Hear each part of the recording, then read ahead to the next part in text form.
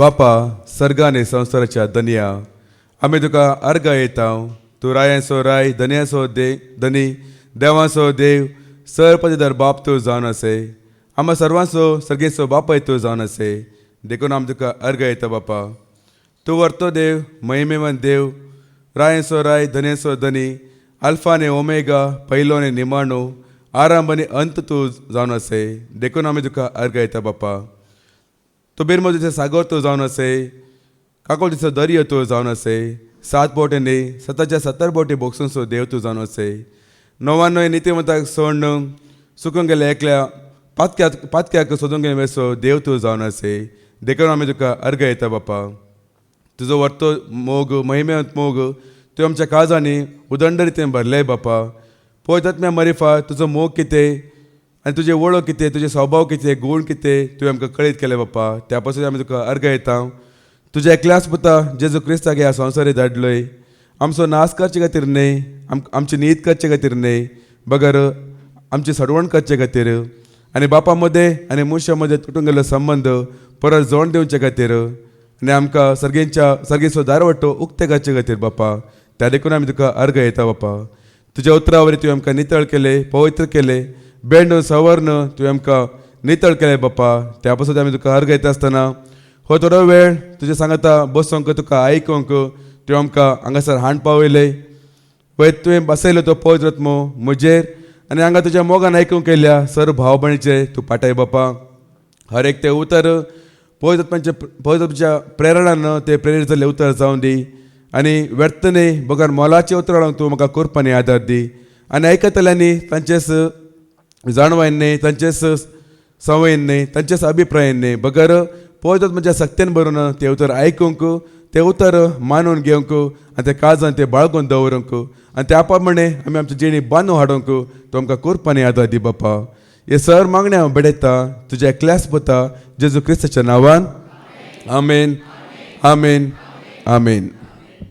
सरस्परान घडलेलो दीस संतोष पावया आनी संभ्रम आमी करया. जेजूक वळखून देव जेजूच्या पांय तळे येयल्या क्रिस्ताचे म्हणल्या म्हज्या मोगाच्या भावांनो आनी भयणीनो. आज संवसारांत थोडे मूर्ख मनीस सांगाता मेळटात आनी एक मुर्खाचो दिवस आचरण करतात. मोगाचो दीस म्हणून व्हॅलेंटायन्स म्हणून एक कपटी मोगाचो एक दीस आचरण करतात. वैमू तुमी आचरण करते आसात गी. आमकां ते परत लागू जाता गी. जायते लोक चिंतात एक चेडो आनी चेडू मोग करतात आनी तो मोग खरो मोग निस्वार्थ मोग आनी तोच खरो मोग म्हण घेना जायते मूर्ख मनीस हे संवसारीतन हे दीस आचरण करता. पूण आमकां तसलो मोग जाय गी. या तो मोग मात्र खरो गी. आतां एक आवय भुरग्याचो मोग करता तो मोग नितळ न्हय गी या पवित्र न्हय गी. जायते मोग आसा वय खाली चेडो मोग केला मात्र मोग गी. पत्नी मध्ये मोग ना गी. या आवय बापायमध्ये या भाव भयणीमध्ये गुरु शिष्यामध्ये या आमच्या मध्ये मोग आसा वैमू. आनी मोग खंयच्यान येता वय देव जावन आसा मोग म्हणटा देवाची तर वैमू. देव जावन आसा तो मोग आनी तो मोग आमच्या काळजांत आसल्यार आमी कोणाचो आमी मोग करूंक आमी शकता. एक घोव जावन पत्नीचो मोग करूंक शकता. एक पत्नी जावन पतीचो मोग करूंक शकता. आवय बापाय जावन भुरग्यांचो मोग करूंक शकता. भुरग्यांनी आवय बापायक मोग करूंक शकता. भाव भयणीचो मोग करूंक शकता. भयण भावाचो मोग करूंक शकता. एकामेकाचो आमी मोग करूंक शकता. कित्याक देव जर तर आमच्या काळजांत मोगार उपर वस्ती करता जाल्यार मात्र. ते न्हय जाल्यार हे संवसारीतन आज एक दीस तामासो जातलो. जायते नाटक जातले आनी थोडे शॉपिंग मॉलांक तांकां इल्ले बिजनेस जातले आनी थोड्यांक उपद्र करतल्यांक तांकां एक नीब जातले मारामारी करूंक. आनी हांकां कांय ना एक एकामेकाचे कितें म्हणटा फायदो जोडच्या खातीर एक दिसा खातीर एक नाटक जातलें तितलेंच भाव भयणीनो. तो मोग शाश्वत मोग न्हय. तो मोग खरो मोग न्हय. ताजो एक फायदोचो मोग तो जावन आसा. फायदो जाला उपरांत ते मागीर आनीक वर्सां आनीक कोणाक सोदूंक घेवन वचूंक परू न्हय गी. कितले वर्सां येवनूच आसा ते दीस आनी कोणाक सोदूंक वचूंक परू. पूण खरो मोग कितें जावन आसा मोग खंयच्यान धाडपून आसा ते आमी आयकूं एक उतर कोरिंथांक बरयल्लें पयलें पत्र अवस 13 आनी ओळ 4 ते 6 पर्यंत आमी आयकूया. 1 Corinthians chapter 13 verse 4 to 6 पर्यंत आमी आयकूया.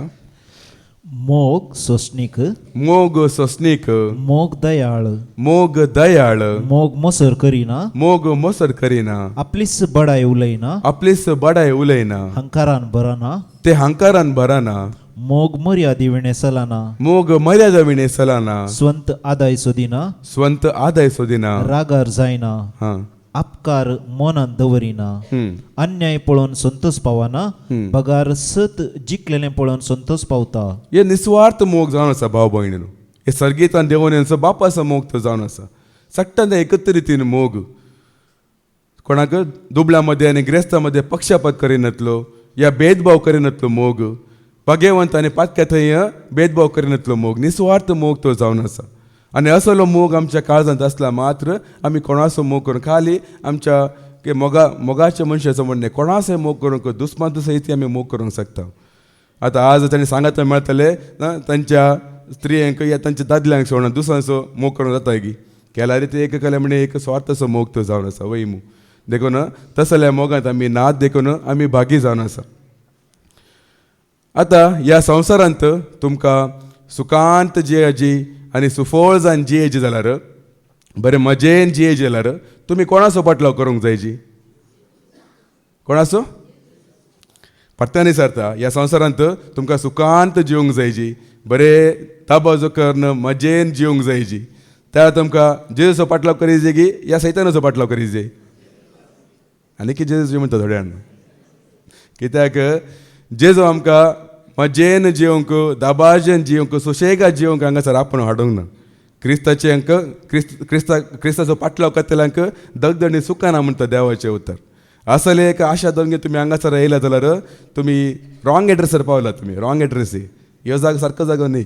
जेजून हे प्रभाव बासूंक ना. तुमकां सूख तुमकां सदांच दाबाजो जायते मौज सुशेगाद जिणी जेजून बासूंक ना. ती ग्रेस काय जेजून बासूंक ना. आनी अशें जाय जाल्यार एकलो संवसाराचो अधिपती म्हणलो आसा, काळो कसो एक धनी एकलो आसा, ताका हे संवसार काय ईश्वर म्हणून सांगता, संवसाराचो देव तो जावन आसा, तो हे सकट दिवंक शकता. जेजूक ताळणी हाडल्या वेळार जेजूक ताणें दाखोवंक ना की संवसाराचो वैभव ती ग्रेस काय दाखोवंक ना की तो ते दिवंक शकता. पूण क्रिस्ताचे म्हणल्यांक ह्या जेजूचो पाटलाव करतल्यांक दगदणी सुखाना निंदा अपमान सुखाना आमगे देवाचे तर सांगता. सुफळ जिणी आसा पूण हांगासर न्ही, सर्गात ते राखून आसा. हे तात्कालिक कश्ट, हे तात्कालिक हे निंदा अपमान पुरा सोंसल्या उपरांत ससनाचे जिवितांत आमकां सदांच ते सुफळ या एक बरे जिणे ते राखून आसा. ते आमी गीत आमी गायता न्ही गी. राज सर्गीचे देवा बापाचे परजळीत ते सोबीत मोतयाचे तयार केला आमकां देवान मोगान ते शाश्वत ते आमचे भिडा सर्वांचे. येया ते तुमी वेसून काडल्यानो बोगा तुमी संतोष म्हज्या भुरग्यानो. तयार केला तुमकां वर्त्या संतोषान, आदीन दिला वर्ता ज्या मोगान. सुख शांती संतोष देव तुका दिता, मोग मोवाळ मैपा सदा सर्वदा. काकलो ताजी शाश्वी सदांच ती बळटा, कुरपे जर ताजी सदां काळवळता. बेंबीरांत ना सर्गा राजार, कंत दूख ना देवा मुखार. लज तुका भोगची तुका थंय हुजेर, पिडा शिडा येवची ना तुका वयल्या मोळबार. येया ते तुमी विसून काडल्यानो बोगा तुमी संतोष म्हज्या भुरग्यानो. तयार केला तुमकां वर्त्या संतोषा, आदीन दिला तुमकां तुमकां वचूंक जाय गी त्या जाग्यार. तर हांगासर येयले तात्कालिक कश्ट दूख आनी विघ्ना या खोरीस ते व्हांवून तुमी वचूंक जायचे. बेश्टे आमकां कांयच मेळना भाव भयणीनो. देखून जेजू सांगता जो आमच्या वांजेलांत अवस्त्र 14 आनी वळ 1 आनी 2 कितें सांगता, जॉन चॅप्टर 14 वर्स 1 and 2 जो अंसो वंजेल अवसो 14 आणि वळ 1 आणि 2. तुम्ही कळवळचे नाही. देवाचेर विश्वास दवरा, मुजेरय विश्वास दवरा. म्हज्या बापाच्या घरांत जायतीं कुडां आसात. म्हज्या बापाच्या घरांत जायतीं कुडां आसात. नातलीं जाल्यार हांव तुमकां पयलेंच सांगतो. नातली जाल्यार हांव तुमकां पयलें सांगतो. हांव आतां वचून हांव आतां वचून तुमकां एक जागो तयार करता. तुमकां एक जागो तयार करता. हांव वचून तुमकां एक जागो तयार करता म्हूण सांगता. ते जागो आमकां तो तयार करना आसा आनी त्या जाग्याक वचत जाल्यार इल्ले संवसारांत आमकां कश्ट दूख आसतलेच भाव भयणीनो. ह्या संवसारांत सूख संतोश या सुशेगाद आमकां क्रिस्ताचे म्हणल्याक ना. आयल्या वर आतां एक न्यूज भारी एक प्रचलीत जावन आसा, मस्त फेमस जावन आसा. पात्राबानी पोर वस्ते वेळार इल्लेशे ते उल्लेख केले, चड कांय उल्लेख करूना. मागीर हांवें इल्ले रिसर्च केले युट्यूबान ताणें वचून घेवन ती काले कितें गे म्हण घेवन. ह्या संवसारांत व्हडले नांवार्दीक म्हणले, बिलियाधिपती म्हणले, व्हडले मनादीक घनादीक म्हणले, व्हडले देशाचे व्हडले राष्ट्राचे ते एक अधिकारी या सेलिब्रिटी बिझनेसमॅन आनी आमचो एकलो आसा मातोरो बी आसा, आमच्या देशाचो मुखेली बी आसा तातूंत. सगळ्यांचें एक नांव आयलात. एक फायलांत अमेरिकांत जायत्यांचें एक नांव आयलां.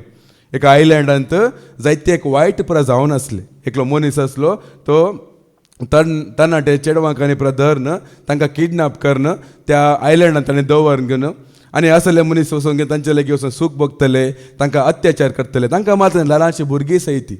जायते पुरा वायट त्या जाग्यार जावन आसले सुमार एक 15-20 वर्सां पयले. आनी तातूंत कोण भागीदार जाल्ले ते सगळ्यांची नांवां आजकाल भायर येते आसा. इल्ले समाजाचीं नांवां येयलात. व्हडले अधिकारी आसात. आमचो यो बी आसा स्टीफन हॉकिंग म्हणल्यार तुमी आयकलां न्ही की ताचें नांवूय येयलां खंय तोय गेला खंय थंयसर. देखून गोमटी आड घेवन केन्ना सांगतलो न्ही की देव ना म्हण घेवन. कित्याक देव ना? आतां समजायची देव ना म्हण कित्याक सांगतलो तो? कित्याक हे करूंक देव वाडयता न्ही की, देवाक हे प्रमाण वता की. देखून आमकां वायट कामां करूंक जायची. देखून असले मनशां सांगचे देव ना, देव म्हणून ना म्हण घेवन, देव तो आमकां पळयना म्हण घेवन. देखून सिराकाच्या बुकांत आमकां ते उतर आयकूंक मेळटा. अवस 23 आनी वळ 18 आनी 19 कितें सांगता. सिराक चॅप्टर 23 वर्स 18 to 19 कितें सांगता आमी आयकुया. सिराकाचो बूक अवस 23 आनी वळ 18 आनी 19. आपल्या लग्नाच्या आंतोळणा विरोध पाता करतलो मनीस आपणाकच म्हणटा, म्हाका कोण पळयता? म्हजे भोंवती काळोख आसा. म्हजे भोंवती काळोख आसा. वणटी म्हाका लिपयतात. कोणूच म्हाका पळयना. हांवें कित्याक चिंता करूंक जाय? बोवरतो देव म्हज्या पातकांक लक्ष दिवचो ना. तो बिजी आसा, तो म्हाका पळयना. तो आमच्या आपणाचे लेख तो धरिना. थोड्या जाणां अशें चिंतून की पुरो देव बक्षिता, देव दयाळी, ताका रागार जावंक सावकास, दयेन तो भरला, सदांच बक्षिता म्हण घेवन. या देव म्हणलोच ना म्हण घेवन न्ही गी. असले प्रचिंता धरून घेवन हो मनीस कित्याक सांगतलो की म्हणून. आनी सैतान जाल्यार पळया कितलो एक चतुर पळया. तो मामूली मुशाक धरिना. असले स्टेटमेंट परत दिवंक. आतां त्या 2011 की 12 इसव्यांत स्टीफन हॉकिंगान सांगलें न्ही की देव म्हणसो ना म्हण घेवन न्ही गी. जायते रिसर्च करून घेवन जायते सोदना करून ताणें सांगलें, ते एक स्टेटमेंट दिल्लें. कित्याक तसो ते स्टेटमेंट दिता? कित्याक दुबळी धाकटी या कोण अशिकपी चड कांय जाणूं येनातले कित्याक असले स्टेटमेंट दिनात? सैतान तांकां कित्याक धरिना? हांकांच कित्याक धरता? कित्याक म्हळ्यार तांकां आयकोसो लोक जायतो आसा न्ही गी. आतां लोक अशें चिंतात न्ही की ओ स्टीफन हॉकिंग गी जायते जाणूं ताका आसा, जायते बुदोवंक ताका आसा, जायते शिकला तो सांगता म्हळ्यार सारकें म्हण घेवनच. ओ व्हडलो न्ही गी, व्हडलो मनीस न्ही गी. आज पळया भाव भयणी, तो सैतानान टार्गेट कशें हे व्हडल्या मनशाक भाव भयणीन.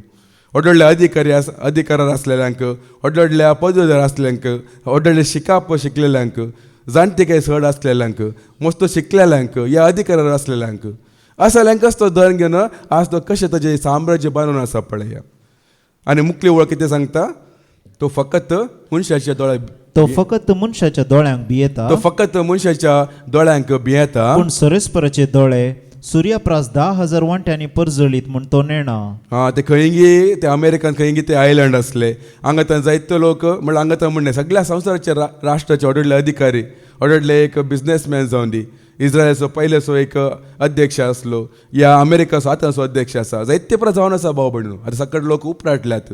आनी कोण परा तातूंत ते विक्टीम जाले ते चेडवां. आतां व्हड जाला तर तेणी परत तांचे स्टेटमेंट परत दिवन आसात वय अशें परत जाल्ले आमकां कालेगी सांगून फटी सांगून आपूण व्हेल्ले मागीर आमचे फायदो तडे जोड घेवन आमकां धमकी घाल्ले हे पुरा आतां परत दिसून येते आसा कितें परत जावन आसा ह्या संवसारान म्हणटना ते चिंतन आसा आपल्या आमी एक सुरक्षीत जाग्यार या आमी भागी म्हूण सांगीत आमी सांगता न्ही की हो संवसार कुसदो हे संवसार कोयर हे कुसून गेला म्हणून आमी सांगता पळय कितले आमी सांगता कितले आमी चिंतता पळया ताचे कितें कितलेगी हे संवसार पास्ट आसा भाव भयणीनो आमी चिंतल्या प्रा चड काळोख ह्या संवसारांत आसा ते प्रा आयकतना आमी चिंता हे प्रा मनीस घे म्हूण घेवन हांव ल्हान भुरगो आसतना आमकां इस्कॉला पाठ आसले न्ही गी ल्हान भुरगीं आसतना तुमकां आसले आसूंक पुरो दुसरे गे तिसऱ्या क्लासीन आसतना आमकां पाठ्यपुस्तकांत एक हे आसले पाठ आसले तातूंत क्रूर प्राणीगळो म्हण घेवन थोडे प्राणीची नांवां दिल्ले सिंहा हुली मागीर चिराते मागीर मोसाळे थोडे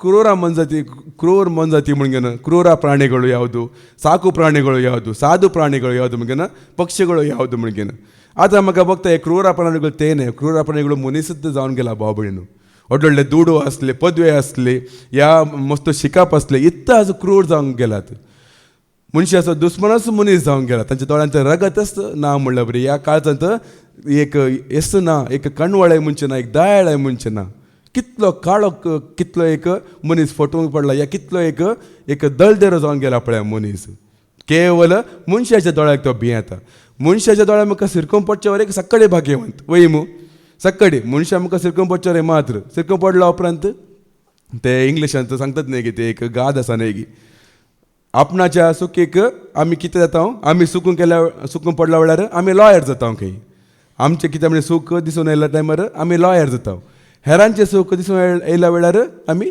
जड्ज जाता म्हण घेवन हेरांच्या सुखीक आमी जड्ज आमी जड्ज जावन घेवन आमी तीर्प दिता आमी सुकून पडल्या वेळार आमी लॉयर हांवें तशें करूंक ना म्हळ्यार वाद विवाद करचे सत असले फट करचे फट असले सत करचे म्हण घेवन ह्या संवसारांत तुमी कोणाक कितें तुमी पळया तो एकलो मनीस ग्रेस्त म्हळ्यार विपरीत ग्रेस्तके ताका आसा जाल्यार या विपरीत जाणवय ताका आसा जाल्यार व्हडले पदवे तो बसता जाल्यार तो बेश्टेच थंयसर पावूंक ना भाव भयणीनो जायते आपरात ताणें करत थंयसर तो पावलो देखून आमकां देवान आमकां हांगासर दवरला सादें जावन घेवन खालतें जावन दुबळें जावन घेवन 6 वर्सां पयले ते एक फिल्म येयल्लें 6 वर्सां पयले ताजें ते एक ते स्टेटमेंट आतांय मस्त फेमस ते इंग्लिशांत आसा तातूंत इंग्लिशांत कितें सांगता की म्हळ्यार behind every Fortune there is a crime म्हण घेवन behind every successful Fortune there is a crime म्हण घेवन म्हळ्यार कोणी एकलो हे संवसारांत सुफळ जालो या ग्रेस्त जालो जाल्यार ताच्या फाटल्यान एक वायट आसा एक क्रिमिनल काम ताणें करूनच तो वयर पावलो बेश्टे कोणी वयर पावना भाव भयण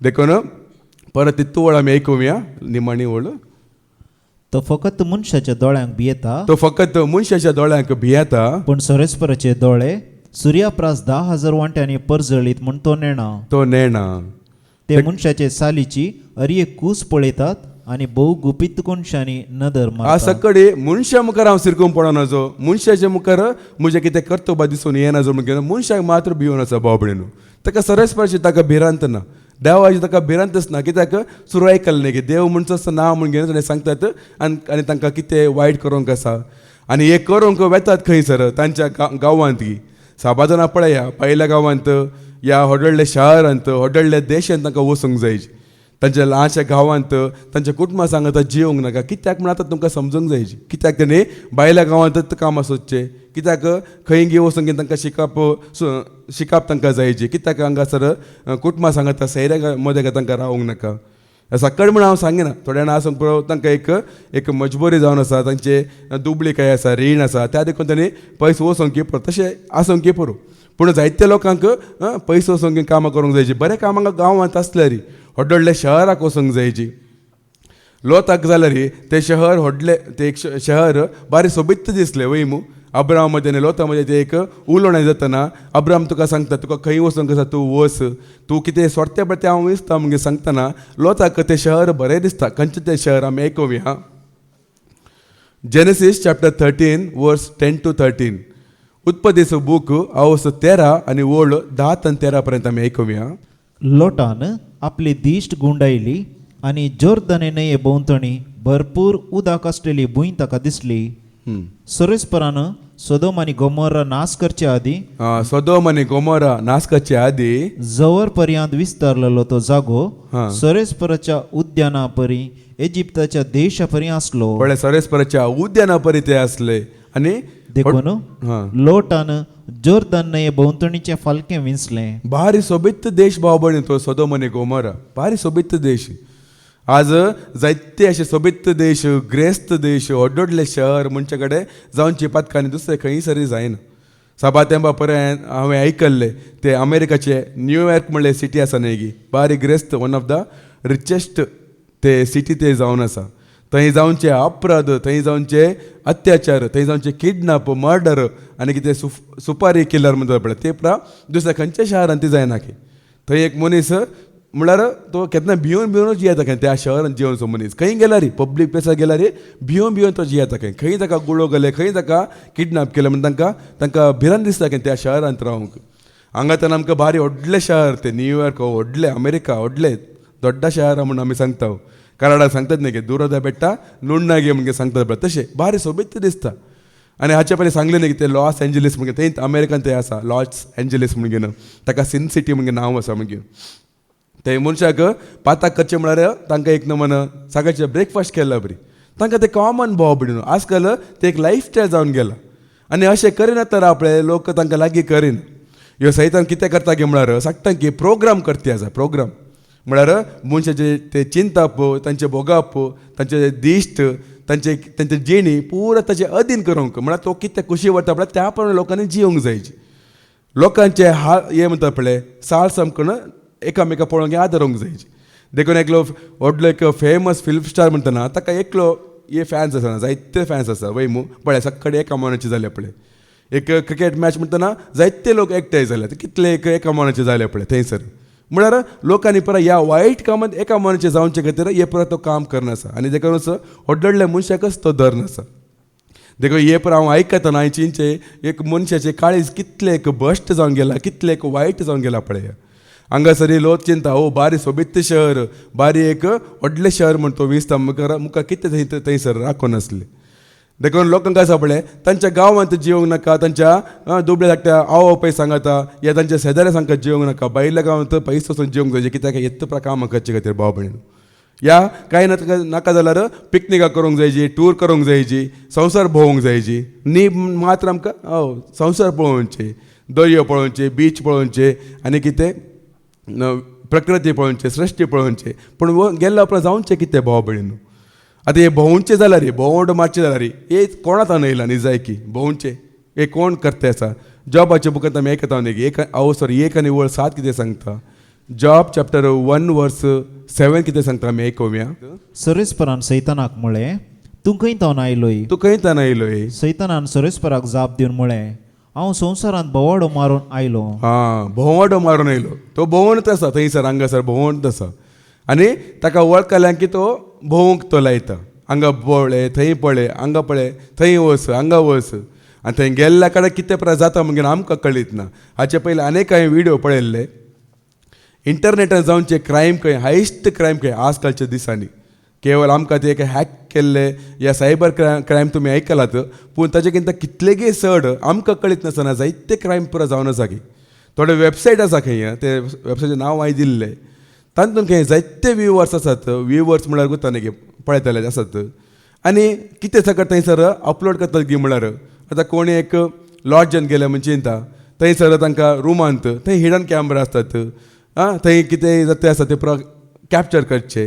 मागीर थोडे आजकाल ते व्हिडियो कॉलिंग मस्त चलता वय व्हिडियो कॉलिंग आनी आयचे आसा कितले व्हिडियो कॉल जावंक आसा व्हिडियो कॉलिंग म्हणटना तेणी एकामेका पळोवचे ह्या एकामेका तांचे कितें म्हणटात ते सेक्स टॉक म्हणटात पळय एकामेका सेक्स टॉक करचे ह्या एकामेकाचे तांचे विणगी हे दाखोवचे म्हळ्यार वस्तू काणां विणगे पण दाखोवचे हे पुरा कितें पुरा करते आसा पळय हे लोक हे संवसारांत तेणी आसत काळोखाच्या हातांत पूण हे पुरा करचे आसा पळय ते पुरा त्या वेबसायटींत पुरा स्टोर जाती आसा की हांकां कळयत ना.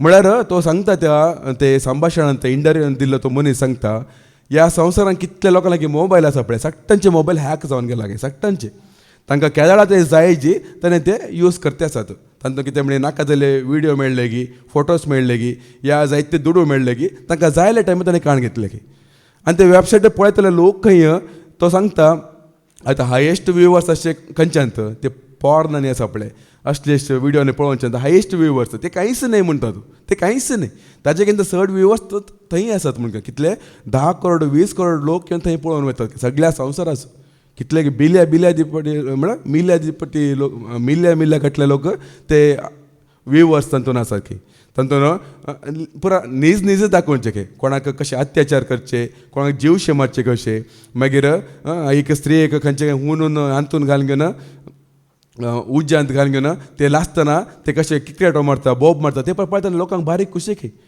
लायव्ह पळोवचे थोड्या वर्सां पयलीं तुमी ते एक व्हिडिओ मस्त एक हे जालो तुमी व्हायरल जालो तुमी पळयला आयकला की पोस्टमार्टम करचे कशें म्हणून घेवन पोस्टमार्टमाचे व्हिडिओ जायते व्हायरल जाल्ले आमी कॉलेजींत आनी आसतना हांवें एक्चुअली पळयलें मागीर अब्बा ते पळोवंक जावना पूण साबाजान ते पळयलां कित्याक म्हळ्यार तांकां ते पळोवचे भारी खुशी रगत आनी कितें भितर काले आसा आनी कितें चित्रां हिंसे करचे टॉर्चर करचे हे पुरो भारी भाव भयणी न्हू आनी पुरा फिल्मांत पुरो दाखोवन लोकांचें मन तशें प्रोग्राम करून गेला म्हळ्यार वायट करचे खातीर कोणी आज वायट करचे भिवंक नजो म्हणल्या खातीर ल्हानशे भुरग्यांचे ते गेम्स जाल्यार तुमी पळया ते शुटिंगाचे तुमी पळया कसले पुरा गेम्स आजकाल ल्हान भुरग्यांक सयती शूट करचे कशे ताका वायट करचे कशे एक स्त्रियेक अत्याचार करचे आतां गेमांत सयत ते पुरा इन्क्लूड करून जाला भाव भयण इतलो एक काळोख इतले एक वायट ह्या संवसारांत जावन आसा निजा की आमी भागी जावन आसा बाबून आनी हे कामां करचे खातीर कितल्या भुरग्यांक तेणी किडनॅप करतात कितल्या भुरग्यांक तेणी अत्याचार करतात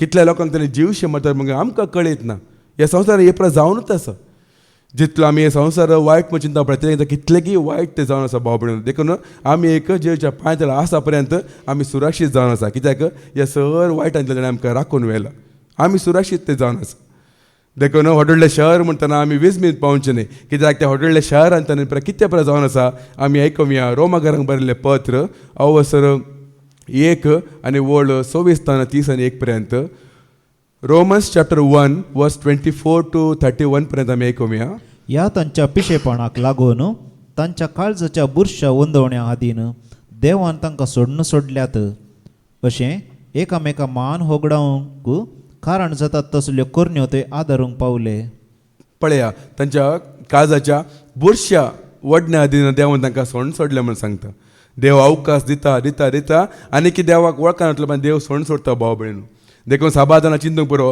हांव इतलें वायट करता म्हाका कांयच जायना हांव इतलें वायट करता म्हाका कितेंच जायना ते पापी गे समुद्र भितर मोणाका नीरू म्हूण सांगतात पळया कितले फावटी तांकां मोरचे संदर्भ येयला तांणी मोरनात लांब काळ आजकाल हे जावन गेला भाव भयण कित्याक तांकां वायट करचे खातीर तांकां एक नीब जावन गेला इतलेंच तांच्या काळजाच्या बुरश्या वंदणे आदी तांकां देवान सोडला म्हणून सांगता आनी तांकां काळजांत कितें एक बुरशेपण आसा तें पुरा भायर काडचे खातीरच आज लोक पळय आज ते दुडवाचे एक सांगत ताणें घेवन आसा आतां हर एक पातकाक कसले पुरा पाताक जावन दी ताका एक मूळ कितें जावन आसा सडावत पुरा पातकाक मूळ कितें जावन आसा आमी आयकुया हांगा मागीर पाटी येया तिमोथीक बरयल्लें पयलें पत्र अवसर 6 आनी वळ 10 कितें सांगता 1 तिमोथी चॅप्टर 6 वर्स 10 कितें सांगता आमी आयकुया कित्याक दुडवाचो मोगस सर वायटाचें मूळ दुडवाचो मोगस सर वायटाचें मूळ भाव भयणीनो आतां थंय आतां गेल्ले लोक व्हडले दुडू आसले मनीसच ते जावन आसा आनी कोण पण आतां संवसारांत दुबळी आसात पळया तांणी जावंक पुरो तसले करणे तांणी करूंक ना पूण मनांत तस तांणी करना आसात गिनात काळजांत ते बुरशे आदारून आसात गिनात तांकां दुडू नात देखून तांणी आज जायत्यांना हांगा आसात तांचे दुडू आसता ते थंय पावतले भाव भयणो जायते दुडू आसतना तांकां कशें खर्चोवचें खंय खर्चोवचें म्हण तांकां कळी जायना देखून नवें कितें म्हणजे मेळटा की खंय भोवंक मेळटा की कितें म्हणजे वायट करूंक मेळटा की आनी संवसार ताका भारी एक प्रोत्साहन दिता उत्तेजन दिता हां करा हे पुरा एक केल्यारच आतां कॉलेजीन गेल्ले भुरगीं जाल्यार तांकां असले पुरा सांगता तांकां एक मन काय एक गर्व हांवें इतलें केलां ते ट्राय केला हांव थंय गेला हांगा गेला इतल्या स्त्रिया सांगता म्हाका अफेर आसले इतले दादले सांगता म्हाका अफेर आसले हे पण सांगतना तांकां एक गर्व ते जावन आसा ते एक तांची एक बडाय तेणे उलोवन आसा तांकां कळीत ना ते एक पाताक ते काळोख म्हण तांकां कळीत ना ते एक गर्व ते जावन आसा भाव भयण आनी हाका पुरा कारण जावन आसा दुडू म्हणून सांगता परत ते आयकुया ती चवळ कित्याक दुडवाचो मोगस सर वायटाचें मूळ ही आशा धरलेले थोडे भावार्थाचे वाटेतावन पयस सरून गेल्यात आनी आपली काळजां सबार कश्टां दुखांनी ताणें शिंदून घेतल्यांत. हे दुडू अदीक मनीस आज कसले पाता करनासा कितें साकर करनासा तांकां तांचे काळीजच दारोवन जावन गेला भाव भयणू. तांच्या दोळ्यांत रगतच ना जावन गेला. तांकां कितें जाय ते तेणी करतात. आनी कोणूय जावन दी, हे सरकार जावन दी, हे कानून जावन दी, हे कोणा खातीर आसात? तांचे खातीर गी. आतां कितले लोक आतां तांचे वायट दिसून येयलो उपरांत इतले लोक आसात एकलोय शिरकून पडलो ना की. एकल्याकी शिक्षा जावना. खाली लोक येतात प्रतिभटन हे करतात येतात पूण एकल्याकी शिक्षा जावना. एक कोणगी एकले ते कोण पळय ते आयलंडाचे ते एक ओनर आसलो पळय ताचे एक रायट हँड कोणी एकले एक स्त्री आयल्ले ताका एकल्याक कोट्टो जेला घाला काय तितलेच खालेक नांव आतां की मात्र. आनी व्हडले अधिकारी पण आसात पळय त्याने की उक्त्यान पब्लिकले आसात तांणी आरामात जीवन आसात कांय ना भाव भयण. तांकां कोणी धरतले नात, शिक्षा दितले नात, कोणी कांय सांगतले नात. खाली दुबळ्या धाकट्यां खातीर मात्र देवाच्या भुरग्यां खातीर मात्र हे कानून गिनून परत दवरला इतलेच. देखून पात्राबान ते एक कांतार घडला न्ही की खंय तांव नायला संवसारार खोटेपण खंयसर पावला आमचे मनशापण. खंय तांव नायला संवसारार खोटेपण खंयसर पावला आमचे मनशापण. वळखाना मोने आपल्या पेल्या समजना तो आपल्या देवा. वळखाना मोने आपल्या पेल्या समजना आपल्या देवा. खंय गेला मो खंय गेला देव खंयसर पावलाय तूं. खंय गेला मो खंय गेला देव खंयसर पावलाय तूं. खंय तांव नायला संवसारार खोटेपण खंयसर पावला आमचे मनशापण. उठ मनशा न्हिदेंतलो जागो जा चिंत मनशा अंतुजे जाणा जा. उठ मनशा न्हिदेंतलो जागो जा चिंत मनशा अंतुजे जाणा जा. बायसर तूं नितीक सोद उलो मार तूं वाडता जिदर. सर तूं नितीक सोद उलो मार तूं ताजी धरून. खंय तांव नायला संवसारार खोटेपण खंयसर पावला आमचे मनशापण. वाडय मनशा तुजे ते बोळेपण सडय मनशा तुजे ते देवस्पण. वाडय मनशा तुजे ते बोळेपण सडय मनशा तुजे ते देवस्पण. चीत दिवन आयक देवाच्या ओल्या खाल जावन सल जेजूच्या उतरां. चीत दिवन आयक देवाच्या खाल जावन सल जेजूच्या उतरां. खंय तांव नायला खोटेपण खंयसर पावला आमचे मनशापण. खंय तांव नायला संवसारार खोटेपण खंयसर पावला आमचे मनशापण. जाकोबाचें पत्र अवसर 4 आनी 4 कितें सांगता. जेम्स चॅप्टर 4 वर्स 4 कितें सांगता आमी आयकुया. अविश्वास्यानो अविश्वासानो ह्या संवसाराची इश्टागत करची म्हळ्यार ह्या संवसाराची इश्टागत करची म्हळ्यार देवाचे दुस्मान जावचे म्हण तुमी नेणात काय. देवाचे दुस्मान जावचे म्हण तुमी नेणात गी. देवाची तरी जाता संवसाराची इश्टागत करचे म्हळ्यार. कित्याक ह्या संवसारांत असले सक्कडे भाव भयण ते पुरा देवसाची पिळगेत म्हूण तांणी सांगीत. देवसाचे दळलाळे म्हूण ताणें सांगीत. बेश्टे तांकां इतले व्हडल्या पोजिशनार येवंक जायना भाव भयण. इतले व्हडल्या पदवीर येवंक जायना. देखूनच जोजे जावन दी या दावीद राय जावन दी तांकां देवान त्या उंचल्या सिंहासनार बसूनचे पयले तांची कसली परीक्षा केली, कितले कठिनाईची परीक्षा तांकां केली. जे कितले वर्सां पर्यंत तो एक भावात तावन मागीर गुलाम राष्ट्र तावन ते बंदन गेला थंय तावन कितले लोकांतून ताका ते कश्ट दगदीन ताका मेळूंक ना. कित्याक तो एक पटी तर ते राय ह्या अधिकारी जाल्ल्या उपरांत ताका हे पुरो उडासाक आसा जे तूं हांगासर खंय कशें पावले म्हण ताणें उडासाक दवरचें म्हणल्या खातीर तुमी विसरूंक नाजो. जायत तांकां कळीत ना भाव भयणू, तांकां कोणाचे इन्फ्लुएन्सर गी दुडवा वरवीं या बापायचे वळखे वरवीं तांकां व्हडले पोजिशनांत ताणें येतात. तांकां दुबळ्या धाकट्यांचे कश्ट कितें, दूख कितें तांकां कांयच कळीत ना. तांकां दूख म्हळ्यार तांकां कळीच ना. कोणी ते सदांच्या पक्षान नात भाव भयणू, पुरा फटवून गेलात. पुरा त्यांनी त्यांच्या बुरश्या वडण्याक देंवन तांकां सोड सोडला म्हणटा. आतां परत पाटी वचून आमी आयकुया रोमाकारांक बरयल्लें पत्र अवसर 1:26 परत आमी आयकुया. या तांच्या पिशेपणाक लागून तांच्या अपिश्यपणाक लागून तांच्या काळजाच्या बुरश्या वंदवण्या हादीन देवान तांकां सोडल्यात. तांच्या काळजाच्या बुरश्या वंदणे आदीन देवान तांकां सोडला म्हूण सांगता. देखून आमचें मन आमचे काळीज आमी नितळ दवरूंक जायचे भाव भयणू.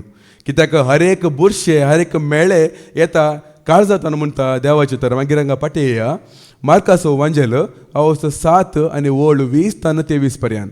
मार्क चॅप्टर 7 वर्स 20 to 23 पर्यंत आमी आयकुया. आनी मुंदरून तो म्हणालो, मुंदरान तो म्हणालो, पूण मनशाचे भितर तावन कितें भायर येता मनशाच्या भितरांत कितें भायर येता ते मनशाक मेळयता. मेळयना म्हळ्यार मनशाच्या भितरांत कितें भायर येता ते मनशाक मेळयता म्हूण सांगता वैमू. म्हळ्यार आतां हे न्ही की आमी जेवल्या टायमार इल्लें सडवण जातना वोंगतात वैमू वॉमीट जाता ते न्ही, त्या विशयी सांगिना. आमच्या कुडीचें कितें भायर येता ते विशयी सांगिना, पूण कितें तें वायट भितरांत भायर येता मुखार सांगता जेजू. भितर तावन म्हणजे मनशाच्या काळजांतल्यान भायर सरता तें हें, मनशाच्या काळजांतल्यान भायर सरता ते हे खोट्यो आलोचनो, खोटो आलोचन्यो, प्रद्वार, अनैतिक संबंध, सोरी, खून, व्याभिचार, दुडवास, खोटेपण, कपटीपण, बासकळपण, मोसोर, निंदा, गर्व आनी पिशेपण. हे पुरा मनशाच्या काळजांत ते भरून आसा म्हूण सांगता. देखून आमचे काळीज आमी नितळ दवरूंक जायचे, मन आमचे नितळ दवरूंक जायचे. देखून कितले बडी सत्राय दिला देवाचे तर आयकल्यार पावना ते आमी ते मानून घेवंक आसा, स्विकार करूंक आसा, आमच्या काळजांत ते जगून दवरूंक आसा. केदाळा पर्यंत आमच्या काळजांत ते उज वाडना, सुवातेचो उज वाडना तेन्ना तो काळोख प्रवेश जाता भाव भयणू. आमी हे काळजांत देवाचे उतर ह्या पवित्रत्मेक आमी जागो दिना जाल्यार आपल्या तो सैतान ते सतर असो काळोख इल्ले जमो कर कशें ते सुकण्यान गूड बांदचे तुमी पळय लागी इल्ले जमो करून घेवन ताणें एका जाग्यार ताणें गूड बांदतात न्ही. तशेंच तो सैतान पुरा काळोख काळोख इल्ले हाण काळजांत जमो करना मागीर गूड बांदता मागीर पिलाय तो करता. तशें तें जावन आसा. आमचे काळीज आमी ते उजवाडाक ह्या उतराक आमी चीत दिना या ते आमी काळजांत बाळगून दवरिना जाल्यार सैतान मागीर पुरा गूड बांदूंक सुरू करता. इल्ले मोबायला वरवीं इल्ले टी व्ही वरवीं इल्ले संवसाराच्या लोकां वरवीं इल्ले खबरो इल्ले संवसार आनी कोण देवाचेर विश्वास दवरनातल्या मनशाच्या साडावळ वरवीं तांच्या इश्टागते वरवीं आनी कितें आसा कडेन संवसाराचें कितें वायट आसा पळय इल्ले जमो करून आमच्या काळजांत घालता आनी आमकां तो वायटाक मागीर वायट करूंक तो दिता. देखून त्याला हांवें सांगलें तांचे लेगीत दुडू आसले देखून ताणें वायट केलें, आमचे लेगीत दुडू नात देखून आमी मनांत तसो वायट करता. दुडू आसल्यार आमी थंय आसते आसले कोणा आसूं की पुरो. ह्या संवसारांत कितले दुबळे मनीस आसात पळय ते बी थायलंडांत आसते आसले, तांचे बी व्हडले लोकांची वळख धरून घेवन तांणी बी वायट करूंक वेते आसले. हांचे लेगीत दुडू ना देखून मनांत तसो वायट करतात, काळजांत तसो वायट करतात, काळजांत तसो खोटे आलोचने करतात. ते परत आयकूया कितें सकड खोटो आलोचन्यो मागीर आनी कितें प्रद्वार मनांत तसो प्रद्वार जावंक ना ते जावंक पुरो ते स्त्री मेळूंक ना पूण मनांतच ते स्त्री अशें वायट चिंतचे वायट पळोवचे वायट दिश्टीन पळोवचे मनांत कितें कितें चिंतचे ते म्हाका मेळ्ळें जाल्यार ते सांगत आसलें जाल्यार ते काल्पनीक चिंता म्हणचे पळय निजा कितें तशें न्ही पूण मनांत चिंतचे मनांत ते करचे प्रद्वार मुखार अनैतिक संबंध एक दादले एक दादलो आसा एक स्त्री आसा जाल्यार ते चेडूं मेळ्ळें जाल्यार तो दादलो म्हाका मेळ्ळो जाल्यार ताचें सांगता अनैतिक संबंध अफेर या फ्रेंडशीप आनी कितें पोस्ट डेवलोवणे अनैतिक संबंध मुखार सोरी खून म्हळ्यार मनांत तेस राग करचे कोणाचेर ताका नाश करूंक पळोवचे या कोणाक जीवशे मारूंक पळोवचे म्हळ्यार मनांत ताका वचून मारचे म्हणून घेवन या ताका जीवशे मारचे या कोणाचे म्हणणे आमी नाश आमी आशेवचे म्हळ्यार करूंक आमकां भिरांत, कित्याक आमकां अधिकार ना, कितें म्हणजे वायट केल्यार मागीर पोलीस येतात, आमकां मागीर कोर्टाक आपोवंक व्हरता, हे भिरांत. ताका न्हू भायल्यान आमकां करूंक धैर्य ना, मनांतच आमी पुरो वायट चिंतचे, वायट करचे. म्हाका हाताक मेळ्ळें जाल्यार हे पुरो इल्लें जमा जावनच मागीर एक दीस पुरा मागीर वायटाक कारण जाता भाव भयण. मुखार व्यभिचार दुडवास दुडवासो मोग, कितले दुडू आसतले लोकांक पावना, आनी जायचे म्हण घेवन आमकां गरजे प्रकार जर देव आमकां दुडू दिला की दिवना, आमचे गरजे प्रकार खावंक जेवंक न्हेसूंक पांगरूंक. ते इस्रायल लोकांक तुमी पळया, केन्नाय हांवें तांचे सायन दाखलो दिवचे. ते लोक पळया तिशेन इजिप्तान तिनात, गुलामपान तिनात, इशेन बासयल्या गांवांत तिनात, मोदेगा सिरकालात खंयचे अरण्यांत. ताणें कामाक वचनात, तांकां शिकाप येना, कांय बेळे ना, कांयच ना. जाल्यार पळय देव तांकां कशें तांकां 40 वर्सां तांकां पोसून तांकां राखून सांबाळून आसलो पळया. केवळ खाण जेवण दिवन मात्र न्ही, ते क्रूर मनजाती नातले गी, ह्या जायते दुस्मान नातले गी, तांचे देवान तांकां राखून व्हरूंक ना गी. पूण केन्ना पळय ताणें बसयल्या गांवाक ताणें पावले पळय, मेट दवरले पळय, त्या वेळार तें मान्ना पडचें बंद जालें म्हणटा देवाचें उतर. आनी म्हाका तुमी तुमकां मेळ्ळें न्ही की तुमकां गांव मेळ्ळो, तुमचे कुळे प्रकार तुमकां शहर मेळ्ळें, गांव मेळ्ळे. आतां तुमीच बेसाय करा, तुमीच बी लाया, तुमीच रुखां झाडां करा, मागीर फळ वचता तुमी कितें जाय तुमी खाया म्हणजे देवान तांकां कशें तांकां सांबाळलें पळय. एकलो बापय आपल्या भुरग्यांक व्यंगेन तूं व्होंवयता, ते आपा म्हणे व्होंवयलें म्हणटा देवाचें उतर. देवाक कळीत आसा बाबा आमकां कितें गरज आहा म्हण घेवन. पूण विपरीत दुडू म्हयन्याच्या अखेरेक आनी कितें दुडू उरता पळया, हो हे दुडू कितें करचे, खंय पुजोवचे, खंय दवरोवचे. थोड्यांक वस्तू कोणाकोणांनी जमा करून दवरले जाल्यार तांकां हांकर. एकलो सांगतलो एका टायमार म्हजे कडेन जायते दुडू जायते दुडू आसा म्हाका, कांय उणें ना म्हण घेवन. आतां ताजे पांय कुस्ते आसात. पयलीं दुडू कुस्ते आसले, आतां ताजे पांय कुस्ते आसात. आतां हे सांगले देखून आनी एकल्याक अशें सांगलें, तो अशें सांगते आसा, जायते दुडू आसा केन्ना लेगीत ताका इतलें हांकर म्हणल्याक यो इल्लो तरणाटो यो सांगूंक लागलो. ताजे लेगीत मात दुडू कुसता की म्हजे लेगीत दुडू कुसता म्हूण सांगूंक लागलो. ताजे बी आदल्या वर्सा ताजे पांय कुसले मागीर. पळया पयलीं दुडू कुसता, मागीर पांय घे, हात घे, आनी कितें दोळे घे, देव मागीर कुसूंक लायता बाबून. निमाणें कूड कुसून वेता घेना न्ही. देखून जेजून पयलें कितें सांगलां मागीर पाटी येया. मातेवचो वांजेल आवस 6 आनी वळ 19 कितें सांगता. मातेवचो वांजेल आवस 6 आनी वळ 19 कितें सांगता आमी आयकुया. मॅथ्यू चॅप्टर 6 वर्स 19. हे पुरा कुसून वेची जावन आसा भाव भयणीनो. संवसारांत तुमकां दिरवी पूंज जायनाका, देखून संवसारांत तुमी दिरवी पूंज जायनाकात. हांगा कलम मांडटा आनी कीड खाता आनी सोर खान्ना घालना गायता. संवसारांत दिरवी पूंज जायनाकात म्हूण सांगता भाव भयणीनो. कितले लोक कितले पूंज जायतात, मागीर ते दुडो वरस कितले नाश जावन आसात भाव मदें. या सोर घेवन कन्ना घालचे थंय वचून घेवन कितले दुडो कितें जावन आसा. दुडू आसा म्हूण सांगता. दुडू आसा मोग, विपरीत मोग. तांकां कांय ना, दुबळ्या दाखल्यांचें कांय दया दक्षिण ना, तांकां कांयच कळी जायना. देखून दुडू आसूं मुखार पाटी खोटेपण, कपाटीपण, बास्कळपण, कपटीपण, मनांत एक भायर एक, भितर एक भायर एक, मुखल्यान एक फाटल्यान एक. हांगा मात्र हांगा हालेलुया प्रेज द लॉर्ड. पाटी गेल्या वेळार कपटीपण, मागीर बास्कळपण म्हणल्यार पोसडेपण, वायट उलोवचें, डबल मिनींग जोक सांगचे. स्त्रियां कडेन मेळटा आनी की चड तांकां इल्ले डबल मिनींग जोक सांग हासचे. मागीर थोडे स्त्रिये आसतात तांकां आतां जोक म्हळ्यार बारीक कशें हासचे मागीर ताका पळोवन गेली. ते म्हाका विचित्र जावचे. आतां एक बरें शेगोण स्त्री आसल्यार आपणे कोण एक डबल मिनींग उलयता या फ्लट करता या कितें वायट उलोवणें उलयता, तांचे तांचो पयसच आसता. एक बरे शेगोणची स्त्री आसा वय जाल्यार आनी तांचे सांगातच तो कोंबणे आसता जाल्यार ताचे अर्थ कितें, हे चेडो बी सारकें ना म्हणून थंयच्यान आसा. ताका भितरलेच उतरां जायची, तसलेच बास्कळ उतरां जायची, तसलेच फ्लट करची जायची, तांचे विशयान जर नाका जाल्यार कमेंट पास करतले जायची. देखून पात्रांव जायते वेळ सांगला न्ही तुजे इश्ट कोण म्हण सांग, तूं कोण म्हण हांव सांगता म्हण घेवन. आमचे इश्टा वरें आमचें चरित्र कळटा म्हण घेवन. देखूनच कोण एकलो पोस्ट उलयता या वायट दिश्टीन पळयता या आंगार हात घालता या आनी कितें कितें नाका जाल्यार मॅसेजी करता, इतले कळीत आसून गेली आनी कितें जालें की उलयतात ते सांगता एकवटान आसात म्हळ्यार अर्थ कितें ते चेडू बी सारकें ना म्हणून तर आसा. तांकां बी तेच जायचें. देखून खोटेपण, बास्काळपण, मुखार मोसर. कितल्या जाणांक मोसर ना न्ही गी, कितले मोसर करतले नात. हे क्रिस्तांव आसता तितले मोसर दुसरे कोण म्हणे आसता की कितले मोसर भाव भयण. मुखल्यान बरें सांगता पूण काळजांत एक तराचो मोसर यो वयर पावलो की तो वयर पावलो की. आतां मोसर म्हळ्यार कितें आमगे एक पटी एंड्र बद्दल हांगा वस्ती रितीन सांगलें.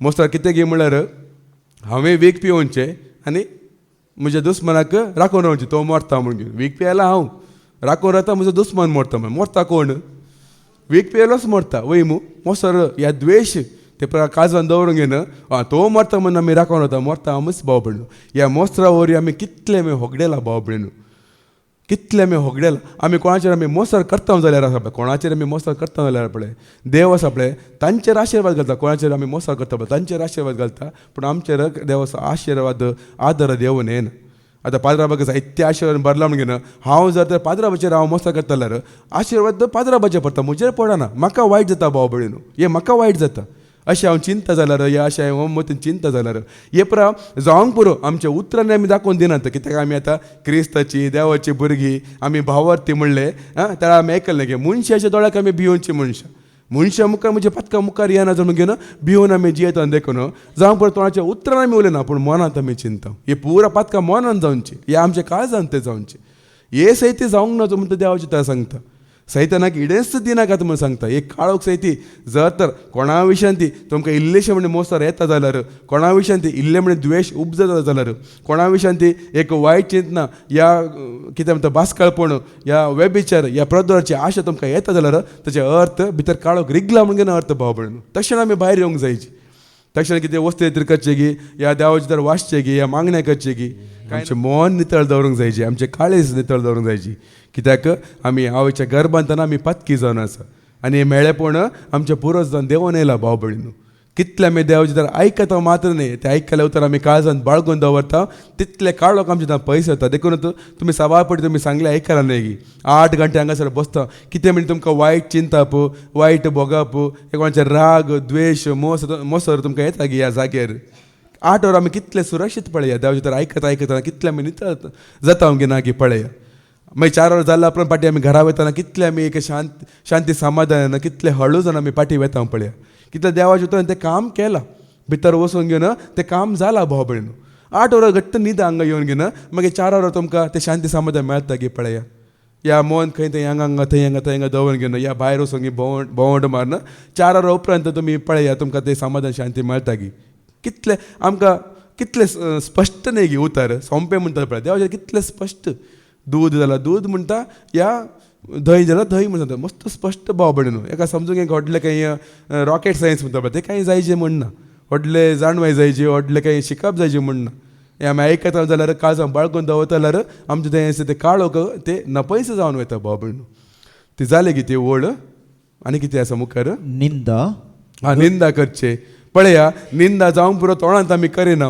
एकल्या पळयतना मनांत हांसचे न्ही गी हो तो तशें हांगा समज आतां कंप्लेंट आयला विमो अशें करतात म्हणून घेवन अशें करूंक वचनाकात भाव भयणू एकलो शिकते आसा कोणूय एक ताका अर्घ दिवंक येना तो आसा शिकतालो तुमकां पळोवंक घेवन मागीर तो शिकतालो या कोण एक कितें सेवा करता जाल्यार हांगा तर इल्ले उणेंच ते पळोवंक गेला आमच्या इगाचेन पुरा पयले पळयचे असले ह्या संवसारी जाग्यान तुमी पळयचे निंदा कितले भाव भयणू एक नंबर आमकां हांसो म्हणटात पळय ताका पळोवन एक नंबर हांसचे म्हळ्यार एकलो पडलो म्हणून घेवन तोंडांत मदी भितर हांसचे मुखल्यान दाखोवन दिना ताका दुखता म्हणून घेवन पूण मनांत तसो निंदा करचे पुरा हे जावचे पुरा मनांत काळजान जावचे हे पुरा निंदा मुखार गर्व मनांत तशें चिंतचे हांव आपण एक जण हांव एक व्हडलो शिकवणदार हांव म्हजे कडेन व्हडलो बंगलो आसा व्हडलें घर आसा व्हडलें काम आसा व्हडलें सांबाळ आसा मुखल्यान सादोपणान जियोवचें पूण मतीन तें एक गर्व आसा म्हाका एक आसा हांव एक बरें पोजिशनान आसा म्हाका इतली एक व्हडली सेवा दिला अशें म्हणून गर्व चिंतचे आनी पिशेंपण पिशेंपण आमी एकसोरी आसतना आमी कशें जियेता हेरां मुखार आसतना कशें जियेता तितूनच आमकां कळी जाता जायतेना सिरकून पडलात न्ही गी एकलो आसा रुमांत कोणी कळीत नासतना कॅमेरान कॅप्चर करता तो काले की पिशा बरी मांकडा बरी काले करनासतात मागीर म्हळ्यार आमी एकसोर आसतना आमी प्रायवेसी म्हणटा आमकां जाय आयल्या प्रमाणे आमी तसलें एक पिशेंपण म्हणून सांगता हे पुरा आमच्या काळजान तें भरून आसा हे पुरा पयस जायचें म्हणून सांगता देखूनच हे पुरा पयस करचे खातीर जेजो एक बरें एक शिकवण दिता आमी आयकुया माथ्याव वांजेल अवसर 5 आनी वळ 20 आनी 7 आनी 20 आनी 8 पर्यंत मॅथ्यू चॅप्टर 5 वर्स 27 to 28 पर्यंत आमी आयकुया प्रतवार करी नाका म्हूण पुर्वजांक सांगले तुमी आयकला पूण हांव तुमकां सांगता जो कोण खोट्या आशेन एक स्त्रियेचेर दिश्ट लायता ताणें आपल्या काळजांत तिचे कडेन प्रद्वार करणी जाला आतां ह्या संवसारांत इतले अत्याचार जाता रेप जाता हे सडन जायना भाव भयणू हे खंयचे सडन जायना कोणाची एक मर्डर जाता जावन दी कोणाक खून करता जावन दी हे खंयचे आसा सडन जायना कोण एकले मुखार येयले म्हाका वायट उप जालें वचून घेवन ताच्या आंगार पडलो तशें न्हय हाचे पयले जायते पाटी दुसऱ्या स्त्रियां विशयान ती या आनी कितें मोबायल नाका जाल्यार पळोवन घेवन गी आनी कितें कितें उलोवन पोस्टां उलोवन घेवन गी इल्ले इल्ले ते काळोख जमो करून एक दीस ताचे परिणाम दाखोवन येवचे इतलेच देखून जेजू सांगता ते मूळच सारकें करा म्हूण सांगता संवसारी मनशाक जावंक पुरो या पुर्वजांक जावंक पुरो एका स्त्रिये कडेन अत्याचार केला ते एक प्रद्वार हे स्त्रिये सांगता या वळख ना त्या स्त्रिये सांगता न्हिदल्यार ते प्रद्वार या व्यभिचार म्हणून लोक सांगूंक पुरो आमच्या कानूनांत ते आसा ते कानूनांत तुवें चिंतल्यार कांय सूख न्ही आतां हांव एक बँक दरोडे करता म्हणून तुवें मोतीन चिंतलें प्लॅन केलें ते सूख न्ही तूं सिरकोणी पडलें तुका व्हडलें कांय शिक्षा जायना हांव आतां व्हडले बँक पळयता ह्या बँकाक हांव वचून लुटता म्हूण तूं चिंतल्यार तूं पातकी जायनी वचून घेवन तें सोरल्यार मात तूं पातकी जाता ते संवसाराचे नीत म्हूण सांगीत संवसाराचें कानून तशें आसा तुवें हात घाला मात तूं पातकी पूण जेजू सांगिना तशें न्हय कित्याक हें सुरू जावचें तें मनांत सुरू जाता काळजांत तें सुरू जाता तुवें ते स्त्रियेचे दिश्ट लावन लावन लावन एक दीस तुका अवकाश मेळटना आनी खंयचे निरापराधी स्त्रियेचे तुवें अत्याचार करूंक या वायट करूंक तुवें ते तशेंच खून जाता बी ह्या कोणाक जीवशी मारता बी ते पुरा मनांतच जाता म्हूण सांगता तातूंतच 20 आनी 1 आनी 20 आनी 2 कितें सांगता तें पाटलान आसा पळय 20 आनी 1 आनी 20 आनी 2 आमच्या पुर्वजांक सांगिल्लें तुमी आयकलां हां जीवशी मारी नाका जीवशी मारी नाका जो कोण जीवशी मारता जो कोण जीवशी मारता ताका निती सभेचे झडतेक उबो करीत जाय हां पूण हांव तुमकां सांगता म्हणटा जेजू जो कोण आपल्या भावाचेर रागार रावता कोणाचेर तूं रागार आसय ताका निती सभे मुखार हाडीत जाय ताका कोणाचेर तुका राग येता जाल्यार तुका शिक्षा तुका दिवची म्हूण सांगता कित्याक रागा वरवीच हे जाता भाव भयण रागा वरवीच द्वेश उब जाता हे खंयचे सडन न्हय कोणाचेर तुका राग येता जाल्यार तक्षण देवा गेले भक्षणे मागोंक घेना देवा म्हाका बक्षी तेच राती न्हिदचे पयलीं ते पुरा अकावंट क्लियर कर न्हिदाची कित्याक सकाळीं उठता वगी ना की आमकां कळयत ना वयमू पुरा नितळकन आमी न्हिदाचे भाव भयण कोणाचेर आमकां मोसर येता जाल्यार राग येता जाल्यार कोणाचेर म्हणजे वायट दिश्ट आमकां येता जाल्यार कोणाक पळोवंक गेले ना आमच्या काळजांत कितें वायट खोटे आशा आमकां उब जाता जाल्यार कितें आमच्या काळजांत तो वायटाक समज जाल्यार कितें उदत येता जाल्यार या आनी की जायते हांव पार्टी गेला पयलेचे बरी म्हाका देवाचो मोग ना पयलेचे बरी भावार्थ ना पयलेचे बरी मागण्याची एक रूस ना म्हणटना म्हयने एक नात घे वस्ती रितीर कितले वस्ती रितीर नात घे पोरी जाले आतां 25 लोक लागीं लोक आसले कितले बरे जाले वस्ती रितीर तेन्ना पयले बी इन्नर हिलींग वस्ती रितीर जाले आमकां कितले अवकाश आसा ते न्हय आसना 7 दिसांक विणोवचे मागणे आसा आमकां नितळ जावंक मन आसा जाल्यार आमी नितळ जावेत भाव भयण आमचे कुशेंत आमच्या हातांत ते आसा आमकां निभा दिवंक अवकाशच ना म्हणटा देवाचे उतर देखून आतां पाठ्यविशय रोमाकारांक बरयलें पत्र हांव सर 1 आनी 25 आमी आयकुया रोमन्स चॅप्टर 1 वर्स 25 आमी आयकुया देवा विशांतलें सत तांणी फट म्हूण काडलें रचणारा बदलाक तांणी रचनेक आराधन करून तिची सेवा केली ताका स्तुती फावो सदांच काळ आमेन देवाचे विशांत सत आनी फट म्हूण काडले ताका स्टीफन हॉकिंगा विशयान सांगले देव आसा म्हूण कळीत आसो न्ही देव ना म्हूण सांगचे रचणारा बदलाक रचण्याक स्तुती करचे सट्टांक रचण्याक कित्याक स्तुती करूंक भारी खुशी ह्या लोकांक रचनेक आराधन करूंक मुर्तीक आराधन करूंक देव न्हय जाल्यार आराधन करूंक कितें सकाळ जाता म्हण तुमकां कळीत आसा वयमू आतां जायते जागे आसात म्हाका सांगूंक नाका कितले सकाळ लोक करनासत उपास करचे धनोडणी करचे उरुळ सेवे करचे दिम्मी सल दिम्मी घालून घेवन चलचे मागीर तांकांच ताणें मार करून घेवचे आनी कितें व्हडले खाट सोडचे आनी कितें आतां सुरवात न्ही 40 दिसांचें नाटक सुरवात आनी थोड्या दिसांनी ते 40 दिसान हांव मांस माळी खायना म्हणचे या आनी कितें खायना म्हूण सांगचे आनी देव आनी कितें कॅन्डल पेटोवचे आनी नोवेना करचे हे पूर आसा पळय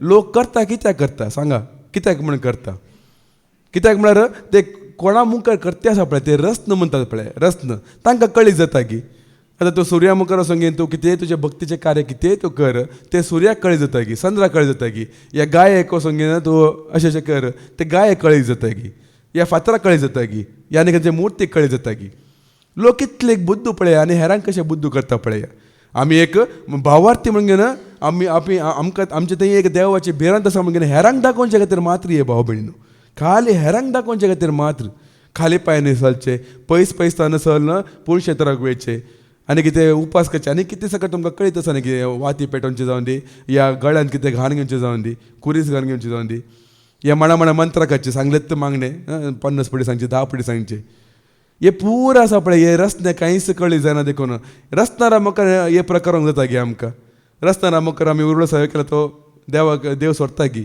आतां आमचो रस्त्यार कोण आमी आमी कितें सांगता न्ही कांतार बापय तूं आमचो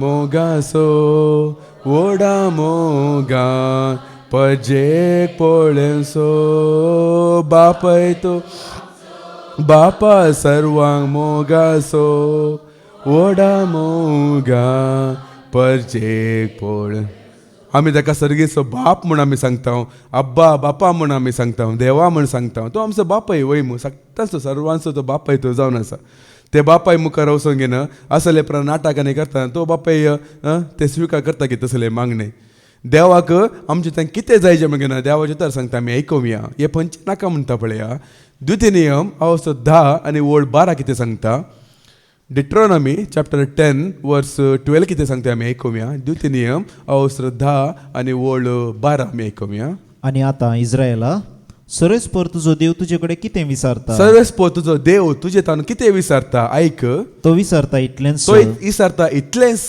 तुवें सरस्परा तुज्या देवाक भियोवन सरस्परा तुज्या देवाक भियोन ताच्या वाटांनी चलचें ताज्या वाटांनी चलचे सगळ्या तुज्या काळजान सगळ्या तुज्या काळजान सगळ्या तुज्या आत्म्यान सगळ्या तुज्या आत्म्यान सरस्परा तुज्या देवाचो मोग करचो सगळ्या तुज्या आत्म्यान सरस्पर तुज्या देवाचो मोग करचे आनी ताची सेवा करची आनी ताची सेवा करचे बस इतलेंच पुरो म्हण सांगता हाचे भायर म्हाका कांयच नाका आमकां सर्वांक एक संवसारी बापय म्हणून नातलो गी आमी ल्हान आसतना थोड्यांक आतां ह्या सोंग पुरो थोड्यांक अंतरला सोंग पुरो आमी ल्हान भुरगीं आसतना आमचो एकलो संवसारी बापय आसलो ताजे लेगीत वचून चॉकलेटीस आतां आमी कशी विसरतल्यात उरडो सेवे करतल्यात गी या दिवो पेटयतल्यात गी या फुलां उडयतल्यात गी म्हाका चॉकलेट दी म्हण घेन या उपास करतल्यात गी चॉकलेट दिता पर्यंत हांव उपास करता म्हण घेन दंडोणी करतल्यात गी मारतल्या गी तुमकां सीदा वचून जातले बापा म्हाका चॉकलेट दी डड्डा म्हाका खावंक दी आयस्क्रीम दी सीदा आमी विसरतले वय मू तशेंच मागणें म्हळ्यार ताचे मुखार आमी हे नाटक करून दाखोवचें कोणा मुखार हे रस्त्यान हेका कांय कळना रस्त्यान ठप्प करून मारला कळी जाता न्ही गी एक रस्त्या मुखार वचोंक घेन नाटक करतना ते रस्त्यान वचून ठप्प करून मारल्यार ना मागीर आमी करचे ना हे आमच्या आंगार पडल्यार खंय म्हणी खोरीस वचोंक हेंच्या माथेरच पडल्यार मागीर बंद जातले मागण्यांनी कांय जायना न्ही गी मुर्ती विशयी तुमी आयकूंक ना की ताका कोणान उखलूंक जायची ताका दवरूंक जायची ताका पुसूंक जायची ताका घाणी कळना ताका परमळी कळना उलोवंक जायना कांय जायना म्हणून तसल्या मुखार आमी नाटक करून दाखयता नाटक हेरांक दाखोवचे खातीर भावन देखून रस्त्यार ताणें सांडले आनी रस्त्याची ताणें पुजा केली म्हूण सांगता पाठीवश्या मुखार ताणें ह्या कारणा पासत देवान तांकां नालिसायेच्या वडण्या हातीन सोडले तांच्यो स्त्रियो सयत सैमीक संभोग सांडून सैंबा विरोध लैंगीक प्रयोग करूंक पडल्यो पळय सैमीक संभोग ल्हानशे प्रायरत हे सुरू जाता भावण आदल्या हप्त्यान पात्राबानी कोणा सांगलें न्ही गी ल्हानशे भुरगे सयत आतां प्रेग्नंट जालात म्हूण घेवन ल्हानशे प्रायरत सैंबा प्रमाणे तेणी संभोग करता देखून मागीर कण पुरो जाता मागीर हे पुरो आतां स्त्रिये करया दादले करया मोंजती कडेन करया आनी सुण्या कडेन करया आनी माजरा कडेन आनी कोणा कडेन हेजे कडेन मोंजती कडेन ताणें करूंक सुरू करता ही आशा ल्हान प्रायस ताणें भागल्या उपरांत मागीर आनी कितें जायचें म्हणून मुखार तुमी आयकतले कितें करूंक ताणें लायल्यो हे जावनूच आसा भाव भयण संवसार हे जावनूच आसा आमकां जावंक पळय इल्ले संवसाराक आमी त्याग केला देखून आमकां चड कळीत जायना पूण हे निजकी जावनूच आसा हांव पयले एक कडेन कंपनींत काम करनासलो जेजो वळखोवच्या पयलेत त्या म्हाका नायट शिफ्ट ते त्या वेळा म्हजो एकलो फ्रेंड आसलो तेले कार आसले तो अप्रूव्ड कार हाडल्यार तो म्हाका ड्रॉप दितलो राती सो आमचें काम जातना राती 3 की 4 वरां जातले तो म्हाका ड्रॉप दिवन वयतलो म्हाका घरा लेगीत एक दीस कारार येते आसतना आमच्या घरा लेगीत चड थंय आसले घरा कडेन चड खंय पयस ना बरो जागो तो बरें एक पॉश एरिया म्हणटात आनी रेसिडेन्शियल एरिया म्हणटात बरो जागो तो ताणें म्हाका स्ट्रीट लायट दाखयले स्ट्रीट लायट रातीचे स्ट्रीट लायट आसता न्ही गी स्ट्रीट लायट पळय म्हणलें ताणें म्हाका हांवें पळयलें अशें आतां फॅन आसतात न्ही तशें स्ट्रीट लायट आसात ताणें तो एक स्ट्रीट लायट पेटता मदें 2-3 स्ट्रीट लायट ऑफ जाला मागीर एक पेटता मागीर एक मुखार 3-4 स्ट्रीट लायट काम करना मुखार पेटता तशें आसा ताणें सांगलें अरे एक पेटता आनी 3 कितें ऑफ आसा आनी एक पेटता आनी 3-4 ऑफ आसात कित्याक कोत्ता गे म्हणलें हांवें सांगलें पावस सावरी काले काही पार जाला आसूंक पुरो डुप्लिकेट गव्हर्मेंटाचें पळय तशें न्ही डुप्लिकेट माल हाडून घाला दिसता म्हणलें डुप्लिकेट नाही हे लोकांनी फुटून घालचें म्हणलें ताणें हे लोकच वचून हे फुटून घालता म्हूण सांगलें आनी तें कशें कळलें गे म्हळ्यार आतां एक स्ट्रीट लायट पाड जालें म्हणटना नवे स्ट्रीट लायट हाडून घालचें खंय मागीर 2 दिसा उपरांत परतून ते फुटोवन घालचे खंय, परतून हाण घालचे खंय, परतून फुटोवन घालचे खंय. मागीर ते सांगा लागलो कित्याक तशें करतात की सांगा लागलो, आतांय तूं थंय वचून तूं पळय राती थंय एक तशें ट्रॅक आसा, रेल्वे ट्रॅक आसा, मदें व्हडले बोल्ले आसा, व्हडले ये पुरा जालात, व्हडले तण पुरा जालात, ते तणा मदें घात हे थोडे शिकांडी आसा पळय, चक्का म्हणटात पळय, तांकां काण घेवन थंय पुरा नाका जाल्ले कामां पुरा जावन आसात खंय ती. हांकां पुरा रुमान तांणी वचूंक व्हडले पयशे दिवंक नात म्हण घेवन हे थोडे दुबळे धाकटे आसात न्ही गी, आल्यांक पुरा काण घेवन असले पुरा व्यभिचारगी प्रद्वारगी या नालेसेचे कामां ताणें करनासात की तांकां पुरा काण घेवन त्या देखून तो जागो मात्र काळो करून दवरला की तो ताणें सांगला उपरांत एक कळय जालें सिरकोनी पडलें की सुमार जाणां अशें करतना मागीर सिरकोनी पडलें की एक दीस कित्याक हे स्ट्रीट इतले फुटून घालता म्हणून पळोवंक येतना अशे जायते लोक सिरकून पडले हे चक्का म्हणटा पळय ते न्ही पुरा करचे खंय हे पुरा. आतां जाल्यार आतां जावनूच आसा कित्याक पुलिसांक कितें 100 रुपया दिला जालें न्ही की आतां तांकां पयशे दिवचे की आनी कितें काम जावनूच आसा म्हणून. मागीर आनी बेंगलोरांत तूं खंयचे लॉजाक रुमाक आनी वचूंक आमकां कळीत आसल्यार मात्र आमी वचूंक जायची कित्याक म्हळ्यार एक फावटी एकलो फ्रेंड तो आनी एकलो फ्रेंड सांगतेलो ताच्या आवयक हांगा बेंगलोर येवंक आसले सैरांगेर काले की हे आसले काले एक फंक्शन आसलें मागीर बेंगलोर येवंक आसले यो खंय पीजीन ती खंय रावता ताणें हांव एक रूम बूक केलें मॅजेस्टीक एक गांव आसा थंय रूम बूक केलें बरें जालें ती आवय येवंक गळाय जालें येवन गेली गे कालेय जालें ओटो ती आवय त्या दीस नासले ते म्हळ्यार ते परत लॉजान परत नाका जाल्यार काम जाता त्या दीस ताची आवय ना खंय त्या दीस पुलिसाचेर रायट पडला खंय ह्यो सांगता बरें जालें साहेब म्हज्या आवयक आपूण हाडून नागी या आपूण ती येवन गेले की काले की जालें त्या दीस हाका कळयत ना ही आवय खाली एक दिसा खातीर रावूंक येयला खंयचे गे लॉजान असो रावला ती नातल्या टायमार ते पुलिसाचे रायट जावंक जायत तांकां आपूण व्हेले की हे पुरा जावन तसा भाव भयणू हे पुरा वायट जावन तसा आनी कॉलेज टायमच हे पुरा सुरू जाताच भाव भयणू आनी कडेन हांव आसलो व्हडली कॉलेज ते भारी नांवाडी कॉलेज आनी थंय येवनची पुरा नॉर्थाची ती चेडवां आनी पुरा तांचे पॉकेट मनी खातीर तांणी नाका जाल्ले कामां पुरा करचेले पॉकेट मनी खातीर मागीर हांगासर जाल्यार म्हणजे एकले क्लासमेट एक चेडू क्रिस्तांवचे चेडू ते ताचे विशयान ते एकलो अनुभव तिणें एक सांगले ते चेडवा तूं वळखता ते की सरले हांव कॉलेजींत आसतना वय वळखता म्हणलें तुका कोत्ता की ताचे रेट 500 रुपया म्हणटा तो म्हजे लागीं घेवन ताचे रेट 500 रुपया मापणा लागीं पुरा वेता ते 500 रुपया दिल्यार व्हडले लॉजाक परत ते वेता ते क्रिस्तांवचे चेडू ते म्हणजे प्रायेचे हे पुरा संवसारांत जावन आसा आमकां चेडवांची अशें जाल्यार चेडांचे पुरा ड्रग्स आनी कितें माफिया हे पुरा जावन आसा हे पुरा वायट पुरा जावंक देवान तांकां सोंड सोडला म्हूण सांगता मुखार आमी आयकुया. तशेंच सैंब प्रमाणे दादले आनी स्त्रिया लागीं करी जाय जाल्लो लैंगीक संभोग सोडून दादले लागीं कामाग्नीचे खोटे आशेन लासले हे गे रिलेशनशीप म्हणटात मुखार एकामेका थंय केल्ल्या असल्या नालिसायेच्या करण्यांक फावो जाल्ली शिक्षा आपणाचेर तांणी मागून घेतली. देवाची खरी वळख तांचे मतींत व्हरूंक तांणी इन्कार केलें देखून देवान तांकां मतीभ्रश्ट जावंक सोडले. देव केन्ना मतीभ्रश्ट जावंक सोडून सोदता पळय त्या जाल्यार हे पुरा जाता भाव भयणू मतीभ्रश्ट जावंक सोडून सोदता पळय त्या जाल्यार अशें पुरा जाता. देवाचे तर आमकां दिल्ल्या पर्यंत आमी तिरस्कार करून एक दीस देव आमचें मन अशें भ्रश्ट करून सोडता दारूण करून सोडता मागीर कितले देवाचे तर दिवन दी कितले वस्तू ते करून दी काही मागीर कोणानी हात धरून मागल्यार मागीर ते काम करिना तो काळोख म्हणटा तशें आमकां ते बंधन घालून सोडता. आनीक हांवें आयकल्लें भायल्या गांवांत एक ते अमेरिका खंय व्हडले एक शारांत ड्रग्स घेवन तांणी खंय झोंबी जाला खंय आतां जिवंत आसतना झोंबी जावन गेलात की तांकां कांय धात ना तांच्या आंगार वस्तू आसा की नात की ताणें रावल्ल्या कडेन 2-3 घंटे उबे रावन आसतात की तो इंडियाचो कोण एकलो ब्लॉग केला म्हणटात पळय तो करतलो ते परत तांचे व्हिडिओ प्रकारान दाखयतात तुमी सांगतात न्ही की आमचे अमेरिका व्हडलो देश आमी सांगतात न्ही की हे लोकांक पळया म्हणटा हे ड्रग प्रकारान घेवन झोंबी जावन गेला तांकां तेणी मतीभ्रश्ट जावन गेला मागीर तांकां कांयच कळीत ना दादले स्त्री आनी पुरा रावल्या कडेन 3-4 घंटे उबे रावल्या कडेन उबे रावनूच आसतात न्हिदूनच आसतात हांसतले हांसूनच आसतात हे आनी कितें लोक कितशे भोंवतात तांकां पळयतात आनी इग्नोर करून वयतात म्हळ्यार तांकां ते सदांचें जावन गेलात हे पुरा ते रिएक्शन जावन हे ते एक अमल मोतीन आसचे बरें तांकांच कळी जायना काले पुरा जाता म्हणून. आनी आयले वर तुमी पळयलें न्ही की बेंगलोरांत न्यू इयर सेलिब्रेशनान कितें सकट जालें म्हणून सडा वता ते चेडवांत पुरा पिवन वाटेर पडले खणीन पडले आनी खंय चरणीन पडले तांकां उखलून घेवन रिक्षा घेवन तांकां घरा धाडले हे पुरा भायर तन येतात पुरा येवचे आसा भायर तन येवचे लोक त्या खातीर ते येवचे भाव भयणू तांकां वायट करचे खातीर ते येवचे तांच्या गांवांत हे प्रकार जायना देखून भायर पयस रावून घेवन हे वायट नाही करचे. आनी मुखार कितें सांगता हाचे वरवीं ते अनुचित अनुचित सालीचे जावंक पावल्यात. अनुचित सालीचे जावंक ते पावले. सर तरांच्या खोटेपणान, अन्यायान, आपस्वार्थान आनी जिद्दान ते बरोवन आसात.